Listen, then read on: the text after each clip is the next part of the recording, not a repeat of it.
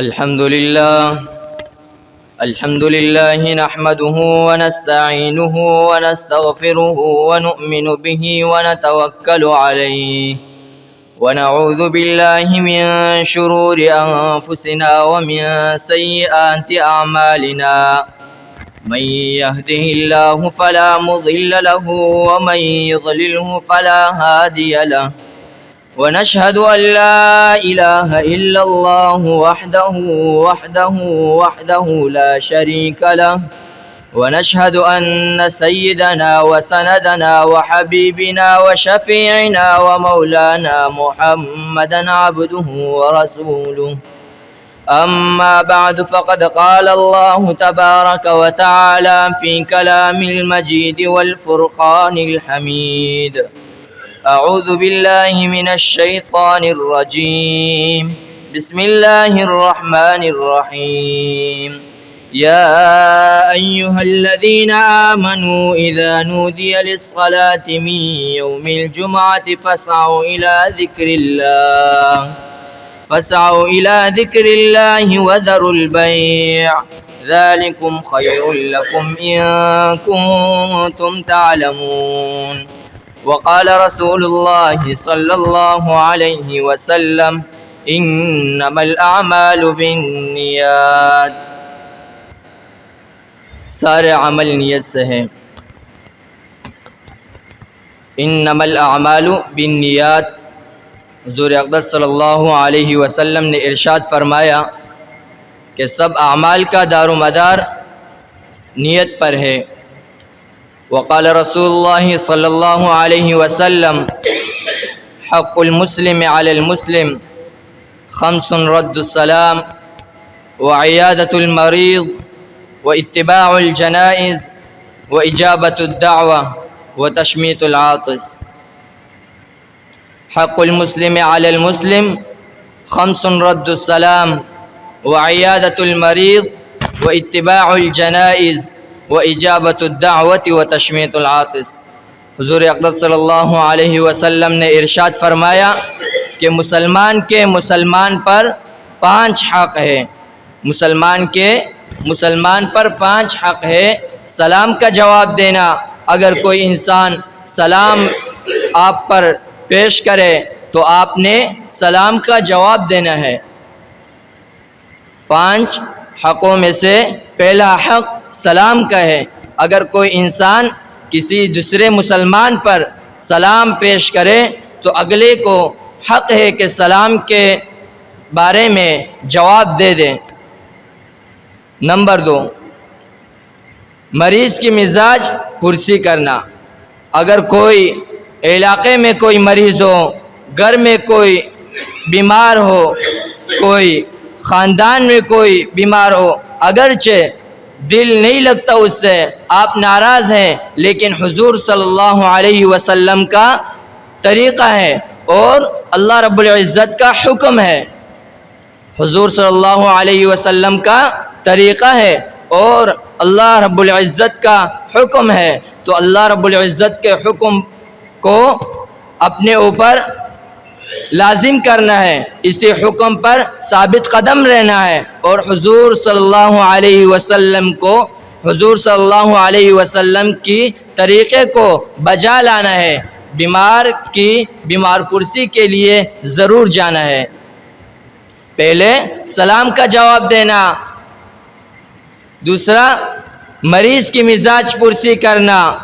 اور اگر محلے میں کوئی شخص فوت ہو جائے، کسی کے ہاں کوئی فوتگی ہو جائے، اگرچہ آپ ناراض ہیں لیکن اللہ رب العزت کا حکم ہے، اس کو بجا لانا ہے، اسی حکم پر ثابت قدم رہنا ہے، نہ کہ اس کو توڑنا ہے. حضور صلی اللہ علیہ وسلم کا طریقہ ہے. آپ صلی اللہ علیہ وسلم ہر کسی کے جنازے میں جایا کرتے تھے. اگرچہ کوئی ناراض ہو تب بھی جانا، اگر کوئی ناراض نہ ہو تب بھی جانا. علاقے والے پر فرض ہے کہ اس کے جنازے پر جائیں. سلام کا جواب دینا، مریض کی مزاج پرسی کرنا، جنازے کے ساتھ جانا، اس کی دعوت قبول کرنا۔ اگر کوئی شخص کسی کو دعوت کرے تو دعوت کو قبول کرنا ہے۔ مریض کی مزاج پرسی کرنا، جنازے کے ساتھ جانا، اس کی دعوت قبول کرنا۔ پانچواں نمبر یہ ہے کہ چینک کی جواب میں یرحمک اللہ ضرور کہہ دینا ہے۔ قال قال رسول اللہ صلی اللہ علیہ وسلم لا يرحم اللہ من لا يرحم الناس، اللہ رب العزت اس شخص پر رحم نہیں کرتا جو لوگوں پر رحم نہ کرے۔ لا يرحم اللہ من لا يرحم الناس، حضور صلی اللہ علیہ وسلم کا ارشاد مبارک ہے کہ اللہ رب العزت اس شخص پر رحم نہیں کرتا جو اور مخلوق پر، اگرچہ وہ حیوان ہے، اگرچہ وہ انسان ہے، اگرچہ وہ پرندہ ہے، ہر انسان پر، ہر حیوان پر، اللہ کے جتنے بھی مخلوق ہیں ان سب پر رحم کرنا ہم اور آپ پر لازم ہے۔ حضور صلی اللہ علیہ وسلم نے ارشاد فرمایا کہ اللہ کے مخلوق پر، یہ نہ کہ انسان ہو صرف، اللہ کی ہر مخلوق پر، وہ کہتے ہیں کہ ایک عورت بدکار زناکار عورت تھی، صرف اور صرف ایک کتے کی خدمت کی، کتا بھوکا، اس کے لیے پانی رکھا، اس کے لیے کھانا رکھا، اور اس کی بدولت اللہ رب العزت نے اس کو تمام گناہوں پر درگزر کر دیا۔ اللہ رب العزت نے تمام گناہوں پر اس کی درگزر کر لی، اس کو جنت میں داخل فرما دیا۔ اور اگلا دوسری عورت ہے، زناکار ہے، بدکار ہے، لیکن ایک عورت زناکار ہے اور دوسری عورت نیک عمل ہے، لیکن صرف اور صرف ایک بلی کی موت پر اللہ رب العزت نے اسے جہنم میں ڈال دیا۔ اللہ رب العزت نے اسے جہنم میں ڈال دیا۔ تو آئے ہم اپنے تمام مخلوق پر، اللہ کے ہر مخلوق پر رحم کرنا لازم ہے۔ وقال رسول اللہ صلی اللہ علیہ وسلم لا يدخل الجنت قطات، حضور صلی اللہ علیہ وسلم نے ارشاد فرمایا کہ چغلخور آدمی جنت میں نہیں جائے گا، چغلخور آدمی جنت میں نہیں جائے گا۔ اگر کوئی انسان ایک کی بعد دوسری کو، دوسری کے بعد دوسری کو، ایک دوسرے کو ورغلائیں، ایک دوسرے کے معاملے میں، ایک دوسرے کے بارے میں، ایک دوسرے کو باتیں کریں، دو آپس میں بھائی ہیں، محبت کر رہے ہیں، لیکن اگلے کو چاہیے کہ ان کے بیچ میں اور محبت لائیں، بجائے اس کے کہ ان کے بیچ میں کینہ، بغض، عداوت یہ ڈال دیں۔ حضور صلی اللہ علیہ وسلم نے ارشاد فرمایا لا يدخل الجنت قطات، چغلخور آدمی جنت میں نہ جائے گا۔ ایک اگرچہ آپ کے بارے میں برا بھلا کہہ رہا ہے، لیکن آپ نے جانا ہے دوسرے کو اس کے بارے میں اچھے خیالات پیش کرنے ہیں، اس کے بارے میں اچھے باتیں کرنی ہیں، تاکہ اس کے دل میں یہ نہ ہو کہ بھائی میرے پیچھے ایک نے برا بھلا کہا، میرے پیچھے ایک نے کئی باتیں پیش کی، بجائے اس کے کہ اس کے بارے میں ہم اچھے گمان کریں، اس کے بارے میں ہم اچھی باتیں کریں، اس کے بارے میں ہم محبت والے، تاکہ ان دونوں کے بیچ میں اللہ رب العزت اور محبت ڈال دیں۔ وقال رسول اللہ صلی اللہ علیہ وسلم لا يدخل الجنت قاطع، حضور صلی اللہ علیہ وسلم نے ارشاد فرمایا کہ اللہ رب العزت کا حکم ہے کہ لا يدخل الجنت قاطع، رشتہ قطع کرنے والا جنت میں نہ جائے گا، رشتہ قطع کرنے والا جنت میں نہ جائے گا۔ کیا مراد اس سے؟ کہ رشتہ، اگر کوئی انسان کسی سے نکاح کرے، یا دو بھائی ہیں، پچھلے حدیث سے اس کا کچھ حصہ لگ رہا ہے، پچھلے حدیث میں محبت کے بارے میں، چغلی کے بارے میں، اس حدیث میں قطع کرنا، ایک دوسرے کے بیچ میں فاصلہ لانا۔ اگر کوئی انسان رشتوں کو توڑتا ہے، تو اللہ رب العزت اسے بھی جنت میں داخل نہیں کرے گا۔ اگر کوئی انسان نکاح کرے، اس کے عورت کے بارے میں، اس کے شوہر کے بارے میں ایک دوسرے کو کہیں کہ بھئی آپ کی بیوی، آپ کی گھر والی آپ کے خلاف، یا اس شوہر کو یا بیوی کو اس کے بارے میں اس کے خلاف، یا شوہر کو اس کے بارے میں خلاف، تاکہ ان دونوں کے بیچ میں جو رشتہ ہے وہ ٹوٹ جائے۔ اسی طرح بھائی ہے، اسی طرح دوست حضرات ہیں، اگر کسی انسان کو رشتہ قطع کرنا ہو تو ہر طریقے سے قطع کر سکتا ہے، لیکن اس کے بجائے رشتہ قطع کرنا، اس کے بجائے توڑنے، اس کے بجائے اس کو جوڑ دیں، جو رشتہ ہے اس کو جوڑ دیں، اسی پر اللہ رب العزت آپ سے خوش ہوں گے۔ دو رشتے ہیں، اگر آپ اسے توڑنا چاہے تب بھی توڑ سکتے ہیں، اگر آپ اسے جوڑنا چاہے تب بھی جوڑ سکتے ہیں، لیکن اللہ رب العزت کا حکم کیا ہے کہ دو رشتوں کو قطع نہیں کرنا، بجائے اس کے کہ اس کو جوڑ دیں۔ اس پر اللہ رب العزت ہر گز انسان کو جنت داخل نہیں کرے گا، بجائے جہنم کے۔ وقال رسول اللہ صلی اللہ علیہ وسلم الظلم ظلمات یوم القیامہ، الظلم ظلمات یوم القیامہ، حضور صلی اللہ علیہ وسلم کا ارشاد مبارک ہے کہ ظالم الظلم ظلمات یوم القیامہ، ظلم قیامت کے روز اندھیروں کی صورت میں ہوگا۔ ایک انسان ہے، وہ کسی حیوان پر ظلم کر رہا ہے، وہ کسی انسان پر ظلم کر رہا ہے، اپنے بہن پر، اپنے بھائی پر، اپنے رشتہ دار پر، عزیز و اقارب پر ظلم کر رہا ہے، تو اللہ رب العزت نے ارشاد کیا فرمایا کہ ظلم کا بدلہ اندھیرا ہے۔ یہ اندھیروں کی صورت میں اللہ رب العزت بروز قیامت اس انسان کو دکھائے گا، نہ کہ ظلم کے علاوہ اس سے اچھا صلح رحمی کریں۔ وقال رسول اللہ صلی اللہ علیہ وسلم ما اسفل من الكعبین من الازار فی النار، ٹخنوں کا جو حصہ پاجامے کے نیچے رہے گا وہ جہنم میں جائے گا۔ ما اسفل من الكعبین من الازار فی النار، حضور اقدس صلی اللہ علیہ وسلم کا ارشاد مبارک ہے کہ ٹخنوں کا جو حصہ پاجامے کے نیچے رہے گا وہ جہنم میں جائے گا۔ اب اس سے مراد عورتیں ہیں، اس سے مراد مرد ہیں، لیکن اس کے بیچ میں بھی فاصلہ ہے کہ عورتوں کو پاجامہ ٹخنوں کے نیچے رکھنا چاہیے، اور مرد حضرات کے لیے حضور صلی اللہ علیہ وسلم نے یہ فرمایا کہ مرد حضرات ہیں، ان کو چاہیے کہ اپنے ٹخنوں کا جو حصہ ہے، جو پاجامے کا حصہ ہے، اپنے ٹخنوں سے اوپر کر دیں۔ اب کیوں اوپر کر دیں؟ اس کے بھی بہت سارے معاملات ہیں۔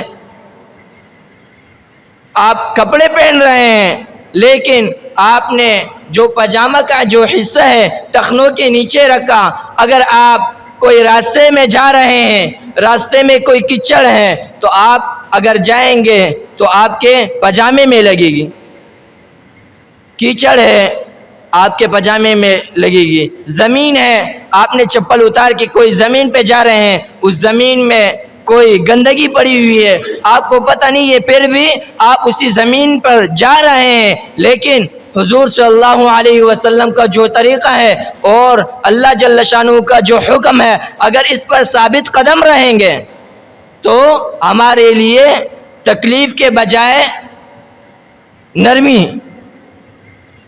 تو اگر آپ اپنے پاجامے کو اوپر نہیں کریں گے تو کپڑے آپ توڑ ہی دھوتے ہیں۔ آپ کے گھر میں جو حضرات ہیں، بیوی ہیں، بہن ہے، بھائی، چھوٹے بھائی اگر مدرسے میں یا کوئی مسافر ہے تو اس کے بارے میں ضروری خیال کرنا چاہیے کیونکہ آپ کے کپڑے تو وہی دھو رہے ہیں، آپ کو کوئی پرواہ نہیں، لیکن اسی کے بدولت آپ کو تو ایک یہ گناہ کہ آپ نے پاجامہ نیچے کیا، دوسرا یہ گناہ کہ آپ ظلم میں داخل ہو گئے۔ اس حدیث کا بھی پچھلی حدیث سے ایک قسم کا جوڑ ہے، اس حدیث کا پچھلے حدیث سے بھی جوڑ ہے کہ ظلم نہ کرو، ظلم کا بدلہ اندھیروں کی صورت میں ہوگا۔ اب یہ بھی ظلم میں آ رہا ہے کہ آپ پاجامے کو ٹخنوں کے نیچے کر رہے ہیں۔ پہلے تو الگ سے گناہ، آپ صلی اللہ علیہ وسلم نے ارشاد فرمایا کہ ما اسفل من الکعبین من الازار فی النار، ٹخنوں کا جو حصہ پاجامے کے نیچے رہے گا وہ جہنم میں جائے گا۔ اور اس کے ساتھ ساتھ آپ کے گھر والی آپ کے کپڑے دھو رہی ہیں، ان کو کتنا تکلیف ہوگا۔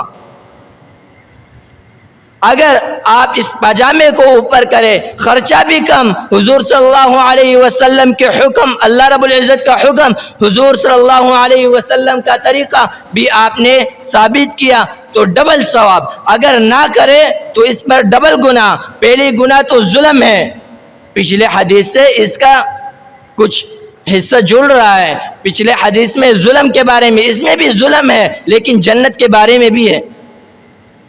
تو آئے ہم اپنے پاجاموں کو ٹخنوں سے اوپر کریں۔ آپ صلی اللہ علیہ وسلم نے جو جو طریقہ بتایا ہے، ہر طریقے میں فائدہ ہے بجائے نقصان کے۔ وقال رسول اللہ صلی اللہ علیہ وسلم المسلم من سلم المسلمون من لسانہ ویدہ، مسلمان تو وہی ہے جس کی زبان اور ہاتھ کی ایذا سے محفوظ نہ رہے۔ مسلمان وہ شخص نہیں ہو سکتا جس کی زبان اور ہاتھ کی ایذا سے دوسرا مسلمان محفوظ نہ رہے۔ اب اس حدیث میں آپ صلی اللہ علیہ وسلم نے ارشاد فرمایا کہ المسلم من سلم المسلمون من لسانہ ویدہ، مسلمان وہ شخص ہرگز نہیں ہو سکتا جس کی زبان کے ایذا سے دوسرے مسلمان کو تکلیف پہنچ جائے۔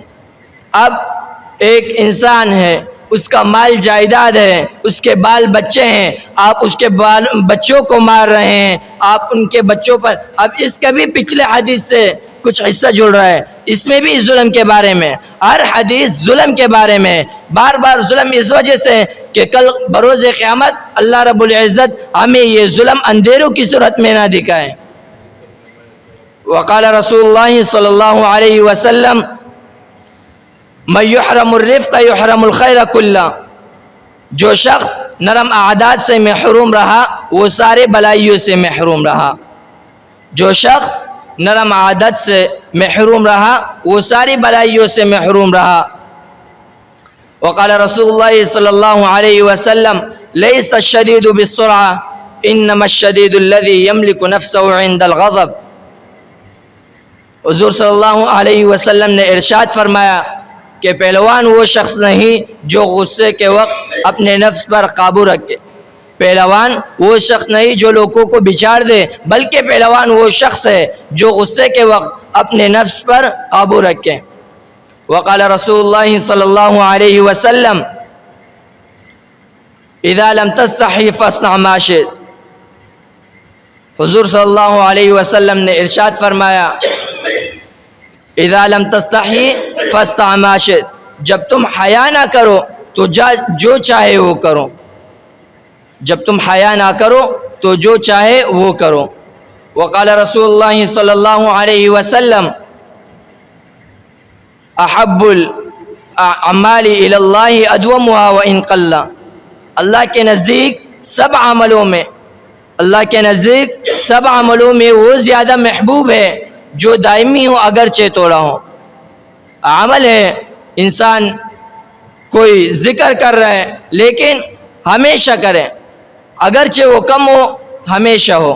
وقال رسول اللہ صلی اللہ علیہ وسلم لا تدخل الملائکۃ بیتا فیہ کلب او تصاویر، حضور صلی اللہ علیہ وسلم نے ارشاد فرمایا کہ اس گھر میں رحمت کے فرشتے نہیں آتے جس گھر میں کتا یا تصویر ہو۔ حضور صلی اللہ علیہ وسلم نے ارشاد فرمایا کہ جس گھر میں کتا یا تصویر ہو اس گھر میں رحمت کے فرشتے نہیں آتے۔ وقال رسول اللہ صلی اللہ علیہ وسلم ان من احبکم الی احسنکم اخلاقا، حضور صلی اللہ علیہ وسلم نے ارشاد فرمایا کہ تم میں سے وہ شخص مجھے زیادہ محبوب ہے جو زیادہ خلیق ہو۔ ان من احبکم الی احسنکم اخلاقا، تم میں سے وہ شخص میرے نزدیک زیادہ محبوب ہے جو زیادہ خلیق ہو۔ وقال رسول اللہ صلی اللہ علیہ وسلم الدنیا سجن المؤمن وجنت الکافر، الدنیا سجن المؤمن وجنت الکافر، دنیا مسلمان کے لیے قید خانہ اور کافر کے لیے جنت ہے۔ حضور صلی اللہ علیہ وسلم نے ارشاد فرمایا کہ دنیا مسلمان کے لیے قید خانہ اور کافر کے لیے جنت ہے۔ وقال رسول اللہ صلی اللہ علیہ وسلم لا يحل لمؤمن ان يهجر اخاه فوق 3 لیال، مسلمان کے لیے حلال نہیں، حضور صلی اللہ علیہ وسلم نے ارشاد فرمایا کہ مسلمان کے لیے حلال نہیں کہ 3 دن سے زیادہ اپنے مسلمان بھائی سے قطع تعلق رکھیں۔ مسلمان کے لیے حلال نہیں کہ 3 دن سے زیادہ اپنے مسلمان بھائی سے قطع تعلق رکھیں۔ وقال رسول اللہ صلی اللہ علیہ وسلم لا يلدغ المرء من جحر واحد مرتين، حضور صلی اللہ علیہ وسلم نے ارشاد فرمایا کہ انسان کو ایک ہی سوراخ سے 2 مرتبہ نہیں ڈسا جا سکتا۔ اس کا مطلب یہ ہے کہ اگر کوئی انسان راستے میں جا رہا ہے، اس کو چوروں نے لوٹ دیا، اس کو کوئی جانی نقصان ہو گئی، تو اگلے مرتبہ وہ اسی راستے پر اگر جا رہا ہو تو اس کو وہی پرانا بات یاد ہوگا، وہ اپنے لیے جو سامان ہے، اوزار ہے، وہ اپنے لیے تیار کر رکھے گا۔ پہلے تو اس راستے سے جائے گا نہیں، اگر جائے گا تو اپنے تحفظ کے لیے جو سامان ہے وہ اپنے ساتھ لے کر جائے گا۔ وقال رسول اللہ صلی اللہ علیہ وسلم عم الرجل الغنى غنى النفس، حقیقی غنا دل کا غنا ہوتا ہے۔ حضور صلی اللہ علیہ وسلم نے ارشاد فرمایا کہ الغنى غنى النفس، حقیقی غنا دل کی غنا ہوتا ہے۔ وقال رسول اللہ صلی اللہ علیہ وسلم کن فی الدنیا کأنک غریب او عابر السبیل، کن فی الدنیا کأنک غریب او عابر السبیل، حضور صلی اللہ علیہ وسلم نے ارشاد فرمایا کہ دنیا میں ایسے رہو کہ جیسے کوئی مسافر یا رہ گزر رہتا ہو، جیسے کوئی مسافر یا رہ گزر رہتا ہو۔ وقال رسول اللہ صلی اللہ علیہ وسلم کفا بالمرء کذبا ان یحدث بکل ما سمع، حضور صلی اللہ علیہ وسلم نے ارشاد فرمایا کہ انسان کے جھوٹا ہونے کے لیے اتنا ہی کافی ہے کہ جو بھی بات سنے بغیر تحقیق کے لوگوں سے بیان کرنا شروع کر دیں۔ حضور صلی اللہ علیہ وسلم نے کیا ارشاد فرمایا؟ ارشاد فرمایا کہ انسان کے جھوٹے ہونے کے لیے اتنا ہی کافی ہے کہ جو بھی بات سنے بغیر تحقیق کے لوگوں سے بیان کرنا شروع کر دے۔ وقال رسول اللہ صلی اللہ علیہ وسلم عم الرجل صنو ابیہ، عم الرجل صنو ابیہ، آدمی کا چچا اس کے باپ کے مانند ہے، آدمی کا چچا اس کے باپ کے مانند ہے۔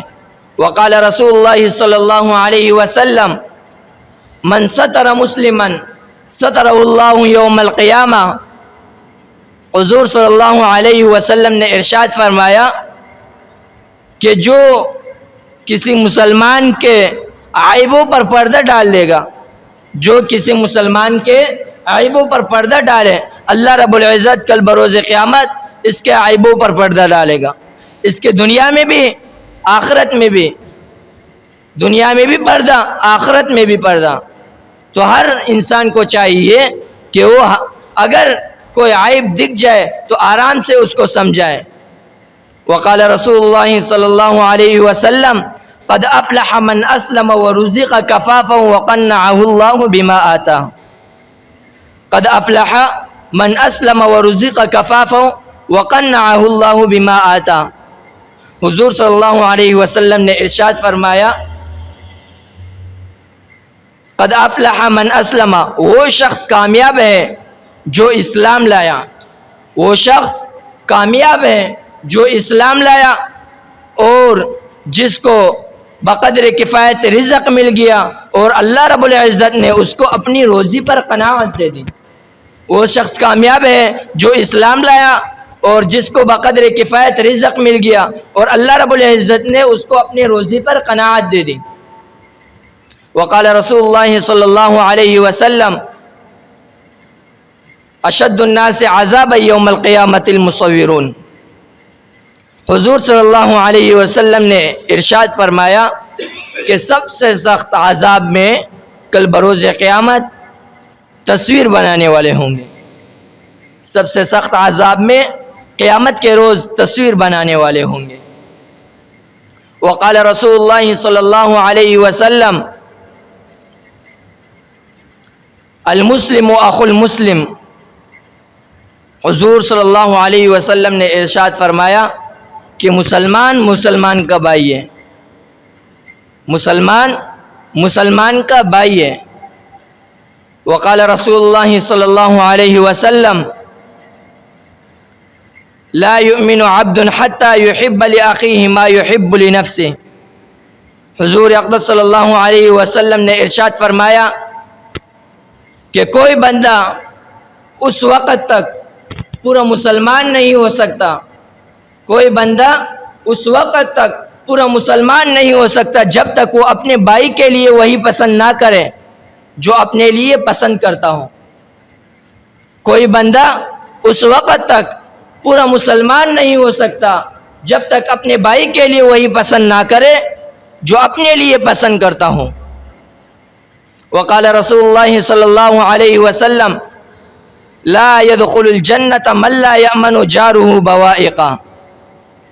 لا يدخل الجنة من لا يأمن جاره بوائقا۔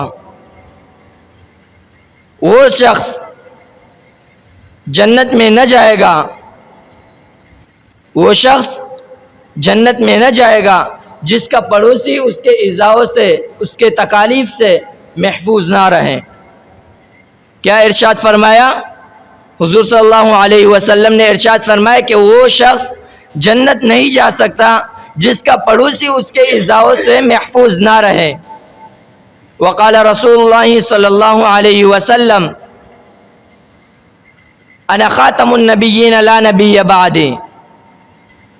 انا خاتم النبیین لا نبی بعدی۔ حضور صلی اللہ علیہ وسلم نے ارشاد فرمایا کہ میں آخری پیغمبر ہوں، میں آخری پیغمبر ہوں، میرے بعد کوئی نبی پیدا نہ ہوگا۔ وقال رسول اللہ صلی اللہ علیہ وسلم لا تقاطعوا ولا تدابروا ولا تباغضوا ولا تحاسدوا وكونوا عباد اللہ اخوانا۔ حضور صلی اللہ علیہ وسلم نے ارشاد فرمایا کہ آپس میں قطع تعلق نہ کرو، آپس میں قطع تعلق نہ کرو، یعنی ایک دوسرے سے ملو جلو، ایک دوسرے سے ہٹ کر نہ رہو، اور آپس میں بغض نہ کرو، آپس میں قطع تعلق نہ کرو اور آپس میں بغض نہ رکھو اور حسد نہ رکھو، اور اے اللہ کے بندو سب بھائی ہو کر رہو۔ وقال رسول اللہ صلی اللہ علیہ وسلم ان الاسلام یہدم ما کان قبلہ وان الہجرۃ تہدم ما کان قبلہ وان الحج یہدم ما کان قبلہ۔ ان الاسلام یہدم ما کان قبلہ وان الہجرۃ تہدم ما کان قبلہ وان الحج یہدم ما کان قبلہ۔ اسلام ان تمام گناہوں کو ڈال دیتا ہے، یعنی اسلام ان تمام گناہوں کو معاف کر دیتا ہے جو پہلے کیے تھے۔ اسلام لانے سے پہلے جو گناہ کیے تھے اللہ رب العزت ان تمام گناہوں کو معاف فرما دیتا ہے۔ اور ہجرت اور حج ان تمام گناہوں کو ڈال دیتا ہے جو اسلام لانے سے پہلے کیے تھے۔ وقال رسول اللہ صلی اللہ علیہ وسلم الکبائر الاشراق باللہ وعقوق الوالدین وقتل النفس وشہادت الزور۔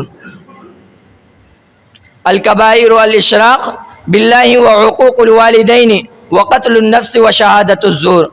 کبیرہ گناہ اللہ رب العزت کے ساتھ کسی کو شریک کرنا، کسی کو شریک ٹھہرانا اور کسی کو بے گناہ قتل کرنا اور والدین کی نافرمانی کرنا۔ اللہ رب العزت سے کسی کو شریک کرنا، والدین کی نافرمانی کرنا، کسی کو بے گناہ قتل کرنا اور جھوٹی گواہی دینا، سب سے بڑی گناہ یہی ہے، کبیرہ گناہ جسے کہا جاتا ہے۔ تو ان سب کبیرہ گناہوں سے باز آنے کی کوشش کریں۔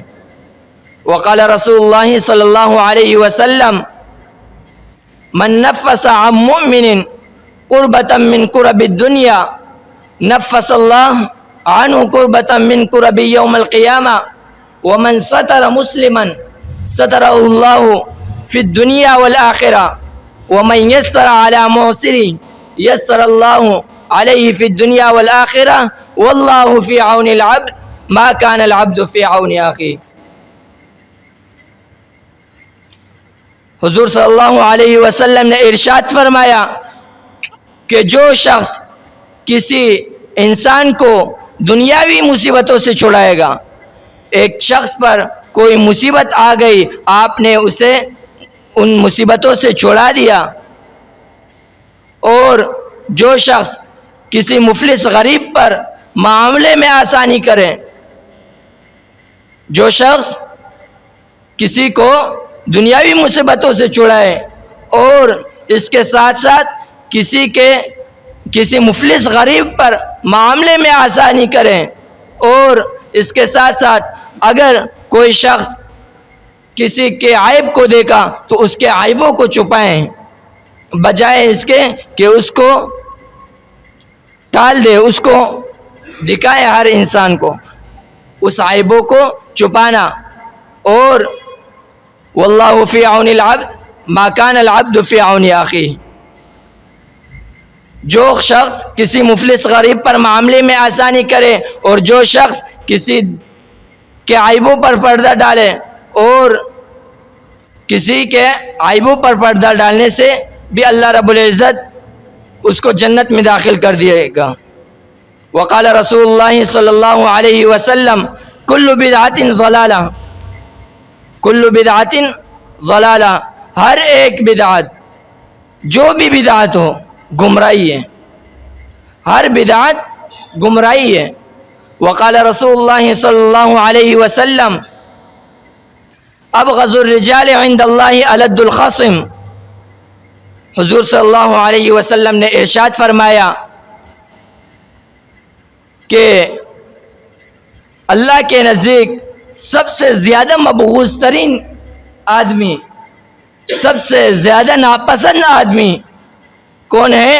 جھگڑالو آدمی، جو ایک دوسرے سے جھگڑتا ہے، لڑتا ہے۔ وقال رسول اللہ صلی اللہ علیہ وسلم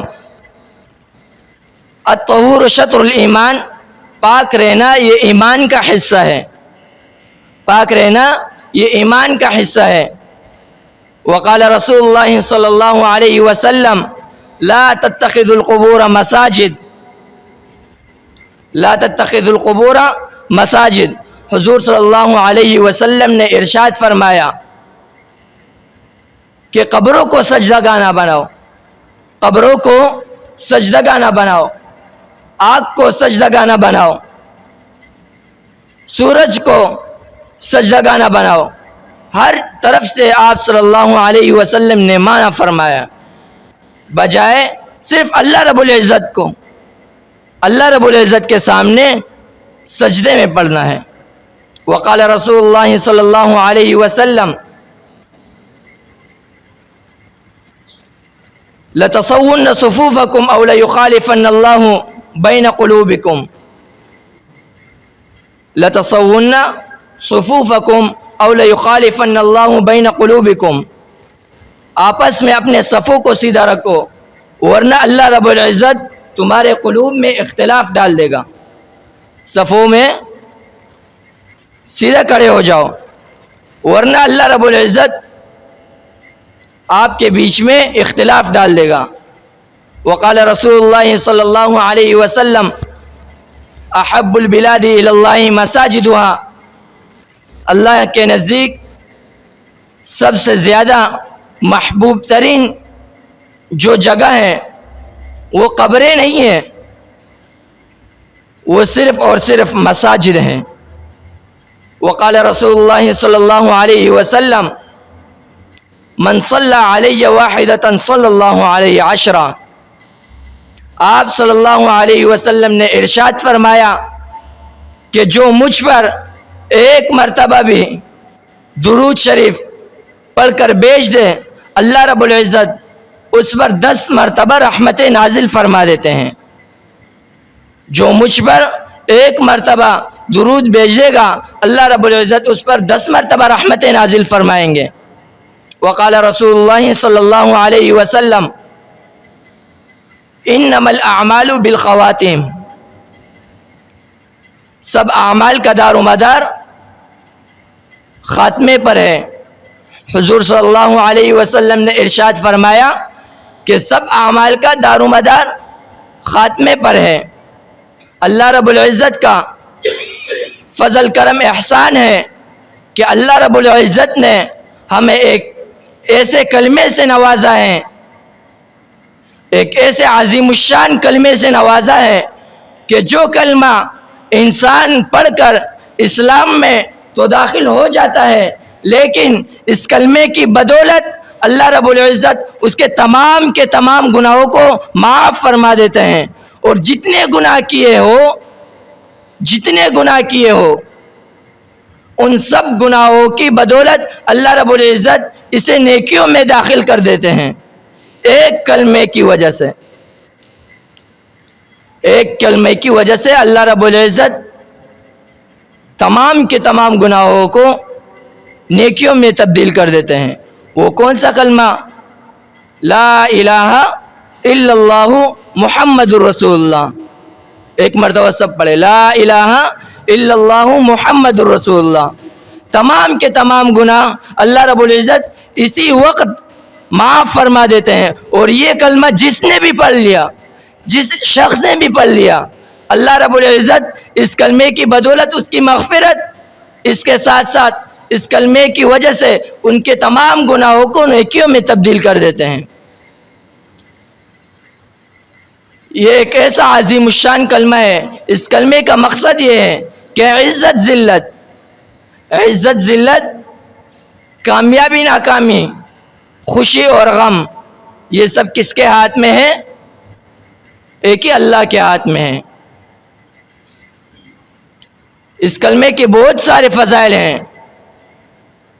ایک فضیلت تو یہ ہے کہ اگر کوئی ایک 100 سالہ کافر مشرک بھی اس کلمے کو دل کے اخلاص سے پڑھ لے، 100 سالہ کافر مشرک بھی اس کلمے کو دل کے اخلاص سے پڑھ لے تو اللہ رب العزت اس کے تمام گناہوں کو معاف فرما دیتے ہیں۔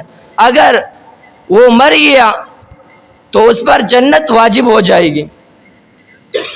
جس شخص نے بھی اس کلمے کو پڑھ لیا، اگرچہ وہ 100 سالہ کافر مشرک کیوں نہ ہو، تب بھی اللہ رب العزت اگر اس کو اس وقت موت آ گئی تو اس پر جنت کیا ہو جائے گی؟ واجب ہو جائے گی۔ اور اگر وہ زندہ رہا، اگر وہ مر گیا تو جنت واجب، اگر زندہ رہا تو اس کلمے کے نیچے اپنے زندگی بسر کرتا رہے گا۔ کلمہ تو ہم نے پڑھ لیا، گناہ معاف ہو گئے، ثواب حاصل ہوا، اس کے ساتھ ساتھ اللہ کے کچھ اور احکامات بھی ہیں جسے نماز کہا جاتا ہے۔ اللہ رب العزت کے کچھ اور احکامات بھی ہیں جسے نماز کہا جاتا ہے۔ نماز ایک ایسا بڑا عمل ہے کہ حضور صلی اللہ علیہ وسلم نے اس نماز کے بارے میں وعدے بھی کیے ہیں اور وعیدے بھی. وعدے تو یہ ہیں کہ نماز دین کا ایک ستون ہے. دین کو کس چیز سے مضبوط کرنا ہے؟ اس نماز کے ذریعے. یہ دین کا ستون ہے. اور کلمہ پڑھ لیا، کلمے کے بعد نماز ہے، نماز کو پڑھنے سے دین کو قوت حاصل ہو جاتی ہے. نماز مومن کی معراج ہے. نماز افضل جہاد ہے. سب سے بڑا نماز جہاد ہے. سب سے بڑا جہاد نماز ہے.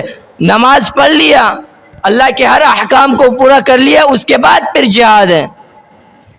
غزہ میں جانا اس کے بعد ہے. پہلے سب سے پہلے نماز ہے.